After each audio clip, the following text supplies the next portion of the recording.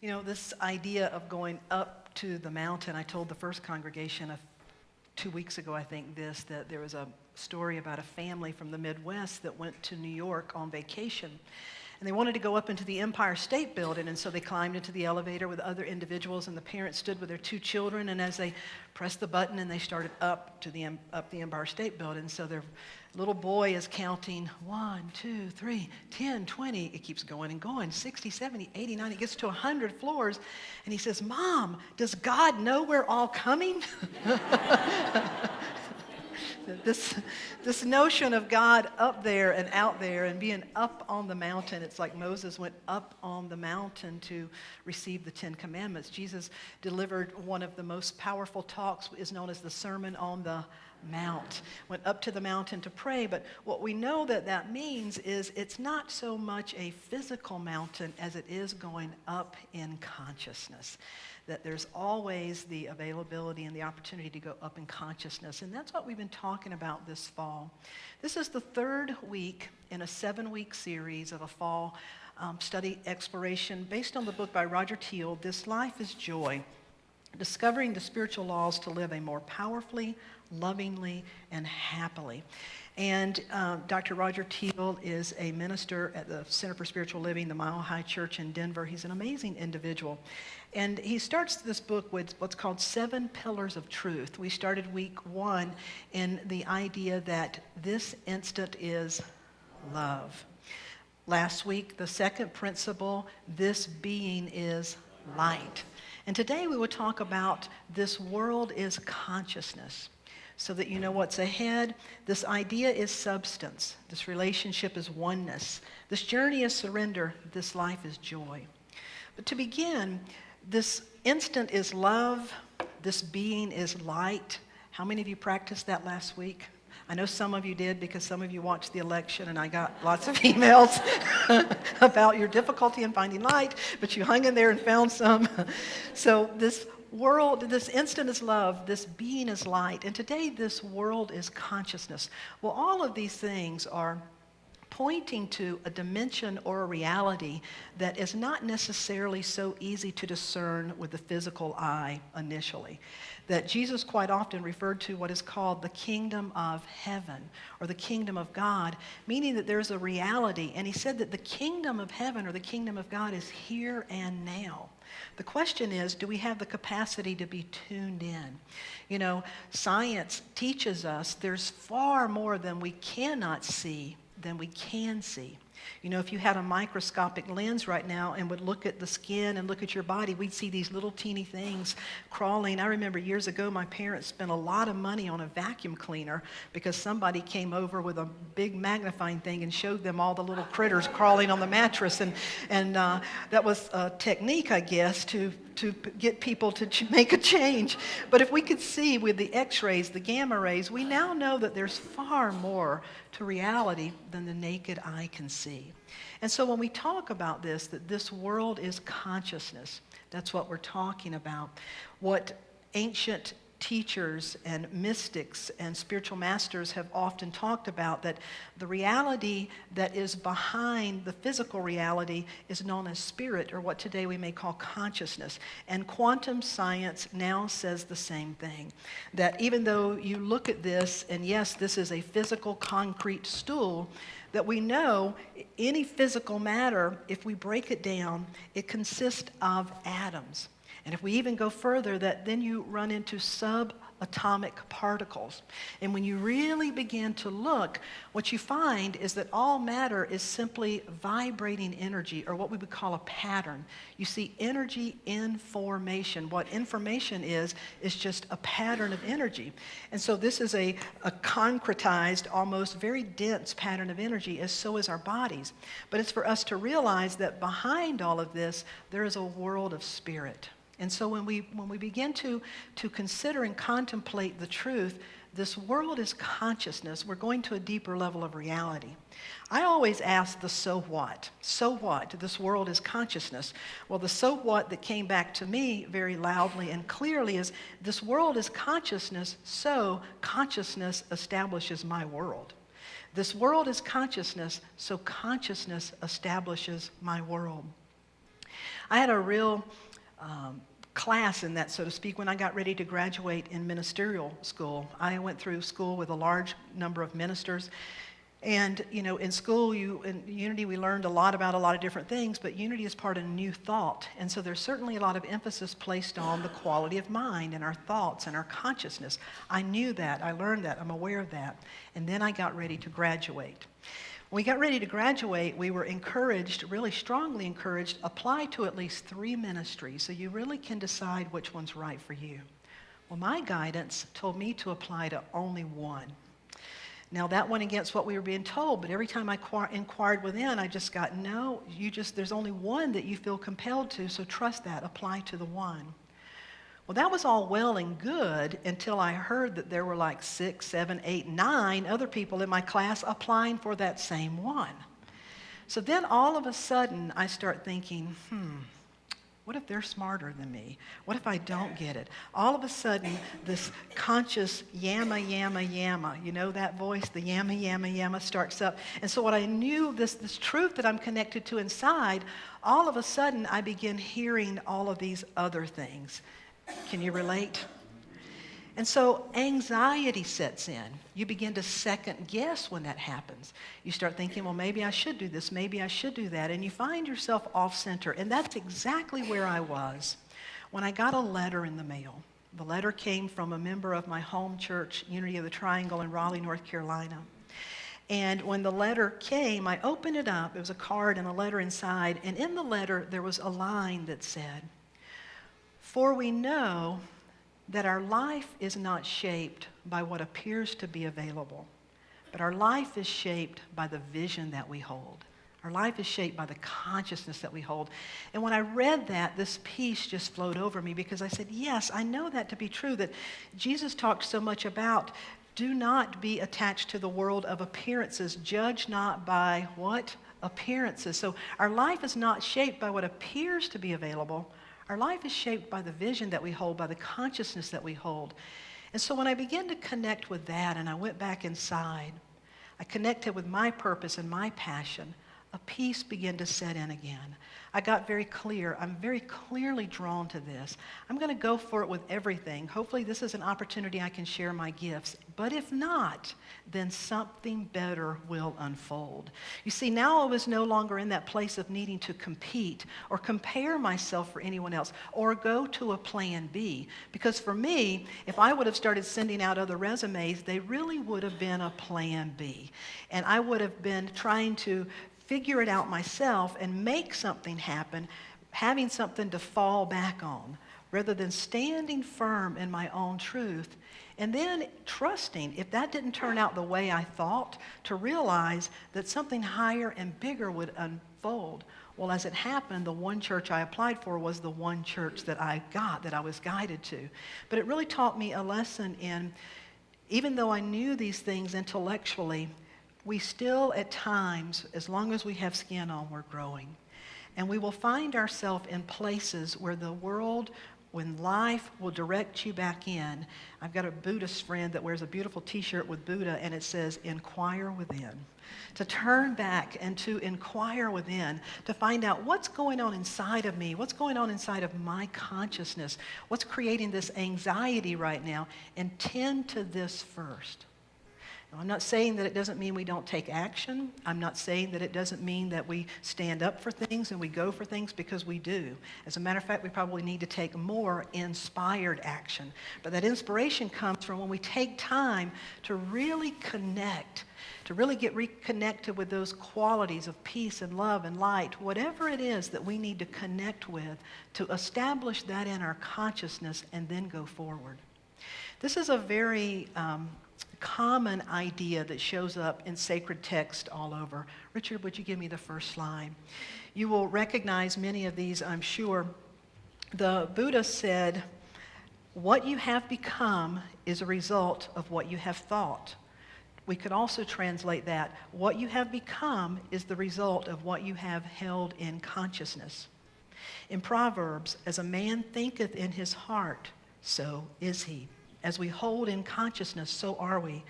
The emerald tablet, which goes way back, one of the most ancient scriptures, you could call it, that we have. Man is only what he believeth, a brother of darkness or a child of the light. All of these things are taking us back, asking us to inquire within and look at the quality of our consciousness. And then there's a scripture in Romans that says, be ye transformed by the renewing of your mind. And so the remedy to this, what we work with, is realizing that we're continually transforming our perception, transforming our awareness, ideally evolving and growing. How many of you can recognize an old idea you had about yourself or about life, something that was limiting, and you let that go and held on to a higher idea? Yeah, Myrtle Fillmore, the co-founder of Unity, believed she was going to die early. She believed she was going to die from tuberculosis. Was very, very sick in the end stages of her life, but with 3 young boys, she didn't want that to happen. She heard a teacher say, you're a child of God, you do not inherit sickness. A light bulb went off in her mind. It spoke to her because she was on the growing edge of needing to upgrade her quality of consciousness about who she was. So she was able to exchange one idea about what was real for her and hold on to a higher idea that says, I'm a child of God. I inherit the likeness and image of God. I didn't inherit my parents' genes alone. I inherited the likeness and image of God.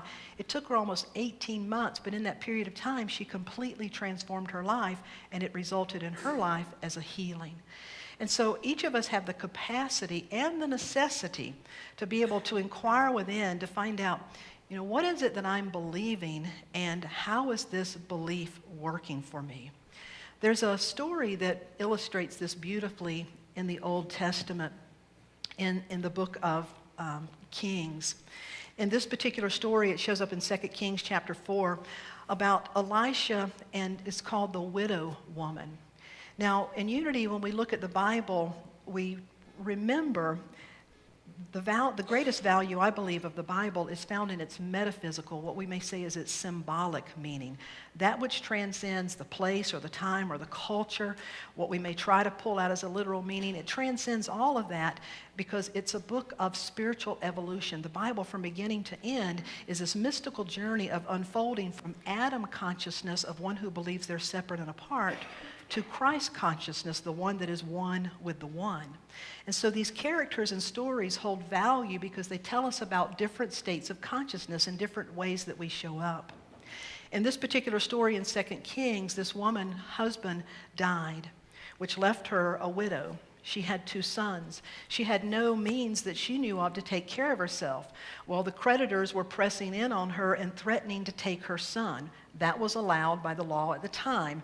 Her children could literally be taken from her, and then she would really be left. So she goes to Elisha, this prophet whom her husband had been working with, and she said, Elisha, man of God, I need help. I need help. She really did need help. And he asked her a question. He said, tell me, what do you have in your house? Now, if this applies to us metaphysically, we understand that very often, like in a dream, a house represents the frame of mind. So what do you have in your frame of mind? What do you have in your consciousness? Her reply was, I only have a little bit of oil. I only have.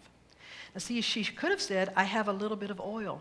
It's the same thing, but there's a whole different perception between I have a little bit of oil and I only have a little bit of oil. Have you ever had the case of the onlys? I only have a little bit of time. I only have a little bit of energy. I only have enough money, blah, blah, blah. Learn to pay attention to that when the I onlys show up. And try removing that only, and you'll begin to feel the difference. So her reply was, I only have a little bit of oil. His reply was, go to your neighbors and borrow as many vessels as you can, as many containers. Go back into your house and close the door. Close out everything else and begin to pour the oil that you do have. So she did. She went back in her home with her sons, closed the door, which symbolizes going within with everything you've got. And she began to work with this whole Holy Spirit of life. She began to let it flow. The story says as she poured it, it filled the first container. She kept pouring and pouring and pouring until it filled every single container she had gathered. As it filled the last container to the very top, the oil stopped. What that demonstrates is the universe will use what we give it to work with. It will fill what we have for it to fill. We can have only a little bit, or we can have a lot of opportunity, a lot of space. And so she was then able to take the oil, to sell it, and to have the sufficiency in her life that she needed. So for us, it's a story of when we find ourselves up against that wall, when in our minds, I'm at a limit. I don't know how to go any further. I don't know how to get beyond this. First of all, you haven't done anything wrong, perhaps. Quite often, you're just at this point. It's an opportunity to be at this point to discover. It's as the saying says, you're going to grow wings and learn to fly, or you're going to be held by something. It's an opportunity to discover that this world is consciousness, and consciousness creates my world, and I'm opening to a higher quality, a higher expression of consciousness. And so going out and gathering the more pots is symbolic of expanding, creating more space, getting out of the limited mindset that we're in, creating some space and allowing the Spirit to flow through us. What we're ultimately seeking is to create and to be that space where our consciousness becomes more of a reflection of all that is. The writer Christopher Burka wrote this in her book, Pearls of Consciousness. She said, masters such as Jesus and Buddha were completely aligned with universal consciousness and were therefore like clear mirrors reflecting universal truths. These masters had penetrated the illusion of separation and no longer existed as a separate mind or just a separate being. Their individual mind and the universal mind had become one. That's why Jesus said, the Father and I are one, because he had become one with all that is and said, we're here to discover that same thing. So they merged into wholeness. Their mind, only one mind existed in reality. They had become clear, pure channels of this one. Then they were able to presence, to embody this energy of spirit through their physical form and consciously express this energy to the world. And every great teacher and master that has ever arrived at this spiritual truth and has embodied it has always said that this reality and experience was not exclusive or unique to them, but that it was available and possible for every human being. That's the good news, that this is available and possible for every human being, and so that our consciousness can always be upgraded and transformed, can become a more and more clear expression of all that is. When we talk about consciousness, we know that it can be altered. As a matter of fact, we use the term, this person is under an altered state of consciousness. Usually when you say that this person is under an altered state of consciousness, we're referring to someone that's under the influence of drugs or alcohol.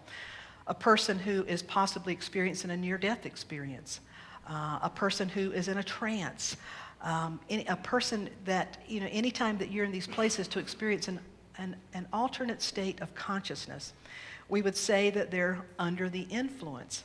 But here's the thing. Each and every one of us are always, all the time, under the influence. Would you turn to someone and say, congratulations, you're under the influence.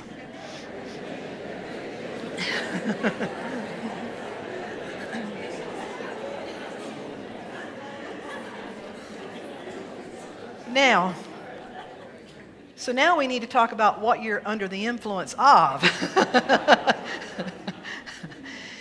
So now it becomes a question of what is informing, what is influencing us, what is shaping our consciousness? What is that? How did we get these ideas and these things that we have? There's a beautiful little story called The Soil of Your Mind, and it says, in the soil of your mind there exists a garden. And in your life you bring forth the harvest each and every day. The thoughts and ideas you think are the seeds which you create your experience of reality. The soil of your mind is impartial. just like the soil of the ground. It always says yes. It grows what is planted. If you plant a tomato seed, the soil does not judge it unworthy and say, no, I'm going to give you a cantaloupe instead. The soil always responds. It can always only give back what you give it to work with. Did you hear that? It can only give back what we give it to work with. So the thoughts you think and the beliefs you hold are seeds that have planted in your consciousness, in your awareness, and therefore in your life. Once you understand this, you can uproot and remove the unwanted seeds, the unwanted stories, the unwanted narratives, the unwanted beliefs and things that we've adopted and bought onto. You can uproot these seeds that have taken root in your life, and instead you can establish and bring forth the seeds of your true nature and divine potential. Just like Myrtle Fillmore had to uproot a seed, had to uproot an idea about who she was as unhealthy, as incapable of being healed. She didn't do anything wrong. That was just an idea that had made its way into her being. She was guided. What was hers to do was to uproot that old idea and to make way for a more clearer reflection of who she was to take root within her. The greatest idea that you can hold is what we talked about last week. This being is light. I am a being of light. When we do that for one another, we hold you as a being of light. We hold ourselves as a being of light, the likeness and image of God. This begins to be the image that our life outpictures around this. So how does it work? When Roger Teel talks about how we begin to take this on, he refers to it as stories. He said, the elements in consciousness that have the greatest power to block or limit us are core ideas and stories. Each of these represents deeply accepted and limiting mental models of ourselves that are usually embedded in the unconscious dimension of our mind. That we're all running these stories and these narratives. And what happens is you don't even know it. It's like it runs in the background of your being. You identify with it as if it is you until life doesn't work anymore. Have you hit a place where life didn't work anymore? Okay, 7 of you. Have you hit a place where life didn't work anymore? Okay. And when that happens, something has to shift. And it always begins first, inquire within. This world is consciousness, and so my world is established. Consciousness establishes my world, so we go within. So he suggests that we look at stories through 3 lenses. They are the old, the cold, and the told. The old stories, the cold stories, and the told stories. The old stories. We all have some old stories. Some of the things he talks about when he talks about the old stories, he said there's those things that we say things like, well, the reason I can never get ahead is, something I'll never get over is, the part of me that always gets in the way is, if only I had such and such, or if only I hadn't have done such and such. I'll never get any of the breaks, fill in the blank. I don't feel worthy to receive my good because I love to give, but I never receive in return. That these are just a few of the old stories, and if they were that easy to recognize, you probably wouldn't be running the old stories, but they show up in the circumstances in our lives. And so when the circumstances begin to outpicture things that don't really reflect our desires and what we truly know that we are, we can begin to examine these old stories. In India, elephants are used for manual labor. And so elephants must be tamed in order to be directed by a small human being in comparison. So what happens when a baby elephant is born and weighs less than 200 pounds, and the elephant can begin to learn to walk, they tie a rope around one of its front legs.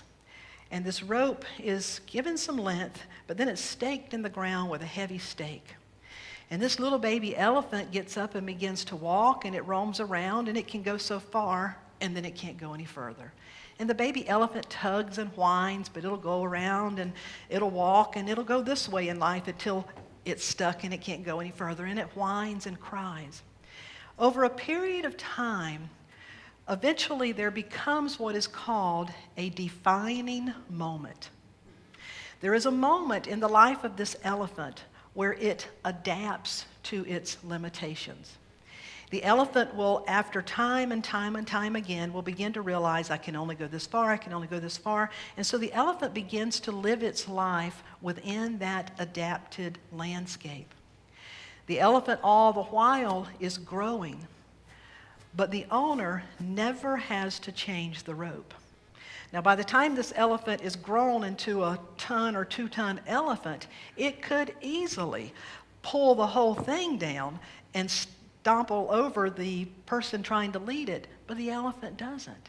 Because the elephant has adapted itself. There was a defining moment at some point in time which conditioned that elephant to live in this world.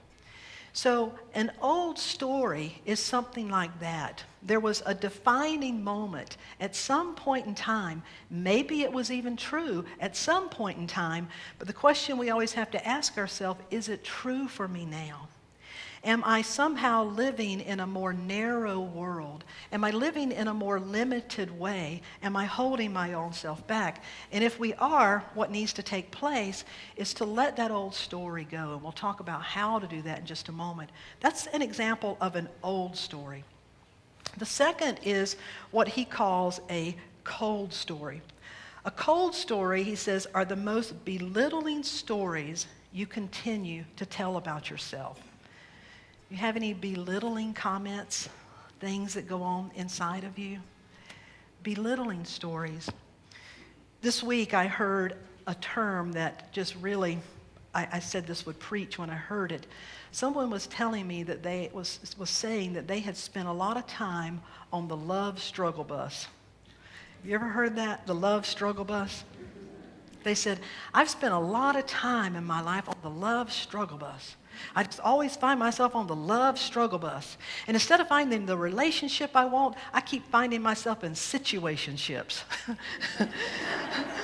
So the love struggle bus apparently leads to situationships and not relationships.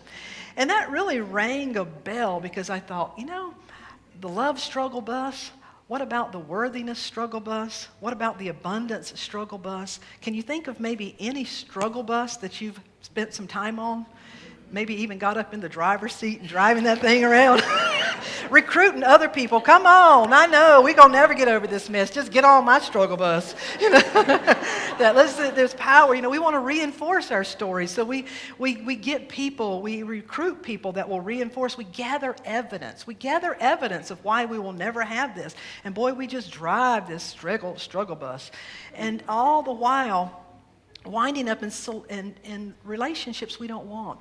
Roger Teel tells in the first chapter about a woman he had the opportunity to meet, and this woman growing up, when she got into her preteen years, she had heavy acne. She was about 25 pounds heavier than she wanted to be, and she had very thin hair.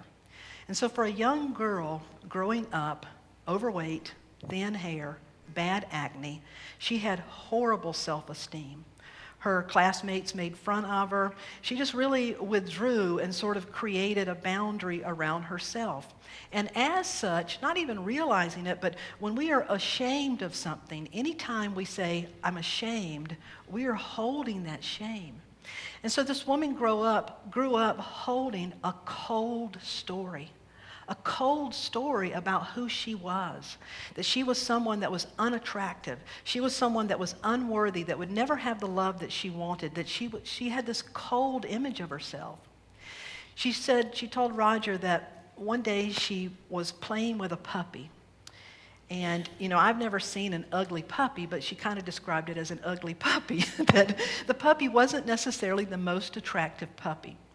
But she said that puppy didn't know what it looked like, didn't have any idea about being judged or compared or measured. She said that puppy was just playing with everything it had. And that puppy just kept jumping on her and licking her face and loving on her. And she said all of a sudden it's like her heart opened up. And she thought, if this puppy can be so uninhibited, if this puppy can just live full out, why can't I do that? And there was a defining moment for her that she used for good. She used that defining moment to begin to do some work. She said she began to build self-awareness of who she was as a higher self. That if she was one with the one, if she was truly the image and likeness of God, then surely she could love herself.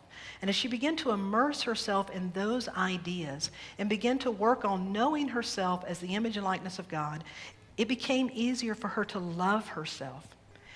This acceptance piece, within a few years' time, she found that she had lost the weight, her skin looked better. She was just naturally guided then to do some things for the right reasons, not because she was trying to find something to fix her, but because she was expressing herself from a higher idea of who she was. Roger Teel met her because he was performing her wedding ceremony. She had met the man of her life, was in love, and he said when he looked at her, he could not believe the story that she told, because the woman he set before, he would have never believed that she carried that cold idea, or that she spent so much time on the love struggle bus. But she truly was able to love who she was. So the stories that are old, the stories that are cold, and the stories that are told. There's that story about the little boy, I'm sure you've heard this, who in the Sunday school class, when the teacher said, "How many of you believe in God?" And they all said, "I do." And the teacher said, "Why do you believe in God?" And all the hands were down except one finally went up. And the teacher said, "Well, why do you believe in God?" And he said, "Well, I believe it runs in my family." That's the told stories. Richard, would you give me that song? That the old, the cold, and the told, we don't even realize it sometimes that we've taken these things on, and we don't know it until our life begins to not work, or we find ourselves struggling, we find ourselves wanting something. So what is it that we do? Well, what we do first is begin to immerse ourselves. This comes through prayer and meditation. It comes through taking time to really know your true nature. I am a being of light. I am the image and likeness of God. Richard, would you give me this side? Charles Fillmore spent a lot of time immersing himself in his true identity. And this is the way he wrote this, because this is what he come to understand. This is what he used for a practice of immersion. I am now in the presence of pure being, and immersed in the Holy Spirit of life, love, and wisdom. I acknowledge thy presence and power, O blessed Spirit. In thy divine wisdom, now erase my mortal limitations. Now erase my old stories. Now erase my cold stories. Now erase my told stories. Clear my conscience. From thy pure substance of love, bring into manifestation my world according to thy perfect law. It's to begin by taking time in prayer and meditation to immerse ourselves in the truth of our being. The second one then is to pay attention to influence. As I said, we're always under the influence of some idea, some belief. You cannot escape that. And yet we have the capacity to notice what we're noticing. We have the capacity to pay attention to what we're thinking.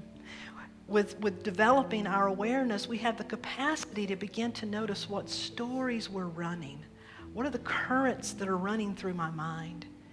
And as I begin to notice this, I can detach a bit, and rather than being under the influence and victim to these stories, to these old beliefs, now there's some distance.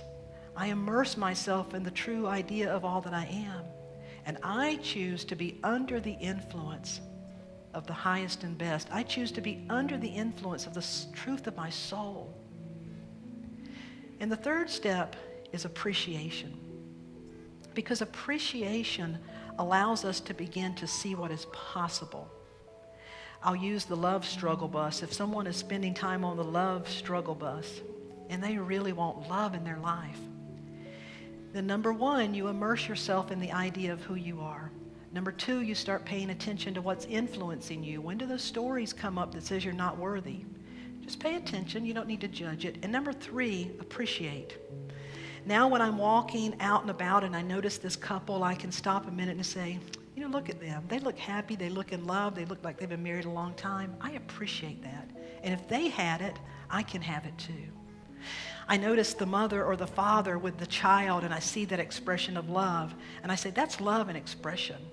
And if that love can exist between them, that love can be present for me because it's a divine quality. I can have that love. When I see that couple just all gaga goo-goo-eyed, and I want to say, oh, go get a room. Instead, I just breathe. And after I say that, I say, you know what? I want that kind of passion. I want that kind of love. And if it exists for them, it can exist for me. It's noticing. It's noticing what you don't like. It's noticing what you do like. But to establish these states of being, we have to notice them.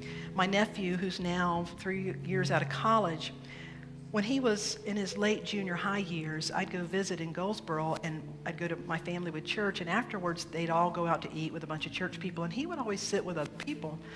And I asked my sister, I said, is he just going through a phase where he doesn't want to be seen with the family? She said, no, you have to talk to him about it. He has a real reason for this. And so I said, I noticed you're sitting with this other family. What's that about? He said, well, this man is a farmer, and he just from nothing has created a great life. And he said, I know how our family thinks. I want to know how he thinks. You see, he wanted to change his consciousness. When he got ready to go to college, he was accepted into several universities, and I said, what are you going to do? He said, I want to go to the university that's going to put me in the biggest, most uncomfortable tank I can be in. He said, I know myself in this little goldfish bowl I now live in. He said, I want to come to know myself in a bigger space, in a bigger reality. And I thought, boy, you are on to something. He graduated. He makes more money than anybody in the family. He just does great. And that's not his goal.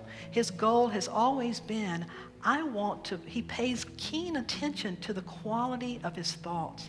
And he's always honing in and paying attention. Why do I think this? Well, if I think this, he's now started traveling all over the place. And he travels around the world, and he sees other people, and he says, well, if that culture does that, why can't this culture do that?